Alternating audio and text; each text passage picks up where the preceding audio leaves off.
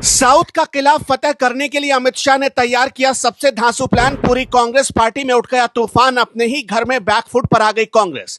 कांग्रेस के गढ़ में शाह की हुंकार। साउथ से होगा मिशन 400 का सपना साकार। अमित शाह की एक रणनीति ने कैसे पलट दिया साउथ का इतिहास। पीएम मोदी ने भी माना अमित शाह का लोहा। फिर साबित हो गया शाह जो कहते हैं वो करके दम लेते हैं। हाल में जब पीएम मोदी ने संसद में सीना ठोक कर मिशन 400 पार का नारा दिया तब पूरा विपक्ष मुस्कुरा रहा था। लेकिन अब पीएम मोदी के इस दावे को पंख लगाने के लिए गृह मंत्री अमित शाह ने जो किया है उसके बाद विपक्ष में हड़कंप मच गया है।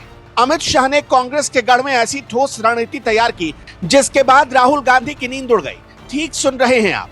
जिस साउथ में विपक्ष अपने आप को सबसे ज्यादा मजबूत मानता था उसी साउथ में अब विपक्ष घुटनों पर आ चुका है। अमित शाह ने अब अपने हाथों में साउथ की कमान ले ली है। हालांकि अमित शाह ने मिशन दक्षिण का खाका तो पिछले लोकसभा चुनाव से ही 2 साल पहले तैयार कर लिया था।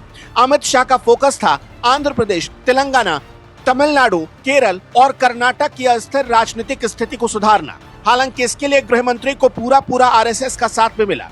आरएसएस ने भी पिछले कुछ सालों में दक्षिण में अपना नेटवर्क बड़ा किया। इससे भी 400 के पार के दावे को बहुत बल मिलता है। अब जब रणनीति सेट हो गई तो काम युद्ध स्तर पर हो रहा है। अमित शाह ने दक्षिण के इस दुर्ग को इस बार भेदने के लिए जान की बाजी लगा दी है।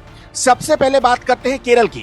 केरल राज्य में 26% मुस्लिम है और 18% ईसाई मतदाता है जिन्होंने पिछले 2 चुनाव में काफी अहम रोल प्ले किया है। इस बार गृह मंत्री अमित शाह ने यहाँ रह रहे हिंदुओं और ईसाइयों के लिए वो किया जिसके बाद विपक्ष बौखला उठा है। बीजेपी केरल में साइरो मालाबार चर्च के मुद्दे को खूब भुना रही है और ईसाई मतदाताओं के लिए अमित शाह ने पूरा ब्लूप्रिंट तैयार किया है। साल 2015 में रिचर्ड डे को बीजेपी में शामिल किया गया और उन्हें 16वीं लोकसभा में एंग्लो इंडियन समुदाय का प्रतिनिधित्व करने वाले 2 नियुक्त सदस्यों में से एक के रूप में चुना गया।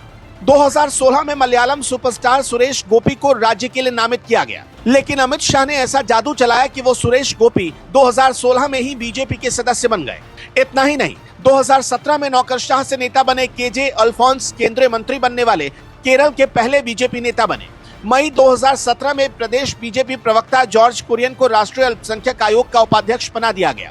इसी तरह साल 2023 में भी बीजेपी अपनी रणनीति के हिसाब से चलती रही और दिग्गज कांग्रेसी नेता ए के एंटनी के बेटे अनिल के एंटनी को पार्टी की सदस्यता दिलवा दी। अनिल के एंटनी पथानामथिट्टा लोकसभा क्षेत्र से चुनावी मैदान में उतार दिए गए और ये बात तो सभी जानते हैं कि कैसे केरल के पीसी जॉर्ज ने लोकसभा चुनाव 2024 से पहले अपनी पार्टी का बीजेपी के साथ विलय कर लिया। मतलब ये कि केरल को तो अमित शाह ने पूरी तरह से सेट कर दिया है। अब अगला नंबर तमिलनाडु का है। तमिलनाडु में द्रमुक अन्ना द्रमुक विरोधी मतदाताओं को साधने के लिए अमित शाह ने गठबंधन बनाने की रणनीति तय की। मार्च 2024 में एस रामदास के नेतृत्व वाली पट्टाली मक्कल काची यानी कि पीएमके एनडीए गठबंधन में शामिल हो गई, जिसके बदले बीजेपी ने पीएमके को 10 सीटें दी। टीटीवी दिनाकरण के नेतृत्व वाला एनडीए गठबंधन सहयोगी दल अम्मा मक्कल मुन्नेत्र कजगम को तमिलनाडु में बीजेपी के साथ सीट बंटवारे के समझौते के तहत 2 लोकसभा सीटें मिली। फरवरी 2024 में पूर्व अन्ना द्रमुक नेता ओ पनीरसेल्वम ने लोकसभा चुनाव के लिए भारतीय जनता पार्टी को फिर से अपना समर्थन दे दिया है। तो इस तरह से फिलहाल तमिलनाडु में अमित शाह ने अपने फेवर में करने के लिए मामला सेट कर लिया है। अब बात आती है आंध्र प्रदेश की।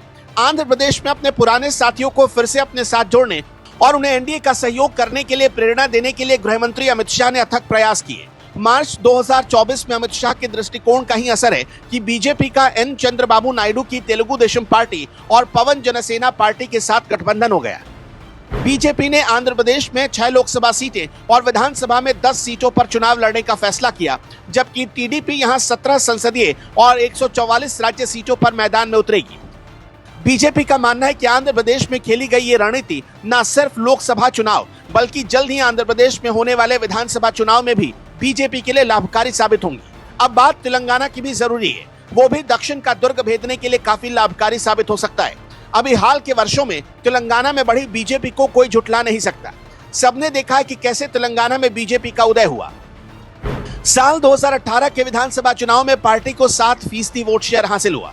साल 2019 में बीजेपी ने 17 सीटों पर किस्मत आजमाई और 4 सीटें जीतकर विरोधियों को चौंका दिया। दिसंबर 2023 के विधानसभा चुनाव में भी बीजेपी का वोट शेयर काफी बढ़ा। बीजेपी ने 14% वोट शेयर हासिल किया, साथ ही 8 सीटों पर जीत दर्ज की। अब इस बार के लोकसभा चुनाव के लिए गृह मंत्री अमित शाह ने एक अलग रणनीति तय की है। लोकसभा चुनावों के लिए अमित शाह ने राज्य में उम्मीदवारों की जल्द से जल्द घोषणा की, जिससे कि विकास कार्यों, कल्याणकारी योजनाओं और पीएम मोदी की स्वच्छ छवि को लोगों के बीच पहुंचाने के साथ साथ प्रचार के लिए भी पार्टी को पर्याप्त वक्त मिल सके।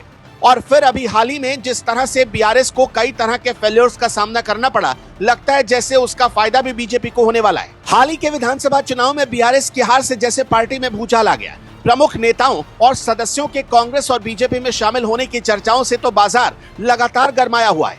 तेलंगाना में कविता की गिरफ्तारी और कई अन्य नेताओं के भ्रष्टाचार के आरोपों और हाल के फोन टैपिंग मामलों ने बीआरएस की स्थिति को और कमजोर कर दिया।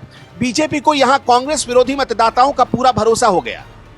मार्च 2024 में पूर्व सांसद गोडेम नागेश, सीताराम नाइक और पूर्व विधायक जलागम वेंकट राव और शानापुड़ी सेदिरेड्डी समेत कई वरिष्ठ बीआरएस नेता बीजेपी की सदस्यता ग्रहण कर चुके हैं। अब दक्षिण का सबसे अहम और आखिरी राज्य जो बीजेपी के लिए बहुत मायने रखता है वो है कर्नाटक। कर्नाटक में अमित शाह के नेतृत्व में जेडीएस से गठबंधन कर लिया गया। जेडीएस का प्लस पॉइंट ये है कि पुराने मैसूर क्षेत्र को जेडीएस का गढ़ माना जाता है।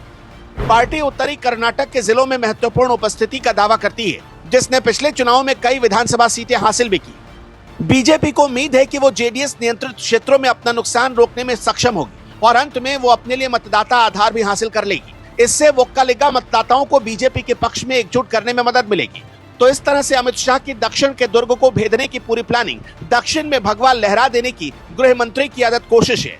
देखना दिलचस्प होगा कि राजनीति के चाणक्य कहे जाने वाले अमित शाह की दक्षिण के अलग अलग राज्यों के लिए की गई प्लानिंग, बनाई गई अलग अलग रणनीतियों का क्या असर 4 जून को परिणामों में देखने को मिलता है। लोकसभा चुनाव 2024 के पहले चरण का मतदान हो चुका है। 26 अप्रैल को दूसरे चरण के लिए वोटिंग की जाएगी और इसी तरह से 7 चरण पूरे होने के बाद 4 जून को ईवीएम खोलकर सबकी किस्मत आकी जाएगी। क्या पता अमित शाह की दक्षिण को साधने की स्ट्रैटेजी काम कर जाए और बीजेपी दक्षिण में अपना झंडा लहराने में कामयाब हो जाए। वैसे आपको क्या लगता है, क्या राजनीति के चाणक्य की दक्षिण में अपनी पैठ को मजबूत करने की ये कोशिश काम कर पाएगी? क्या सच में बीजेपी इस बार 400 पार कर विरोधियों की बोलती बंद करा देगी? क्या इस बार दक्षिण में भी मोदी मोदी और भगवा की जय जयकार होगी? इस बारे में आप क्या सोचते हैं? अपनी राय हमें कमेंट बॉक्स में जरूर बताइएगा। ब्यूरो रिपोर्ट, जेवर 24।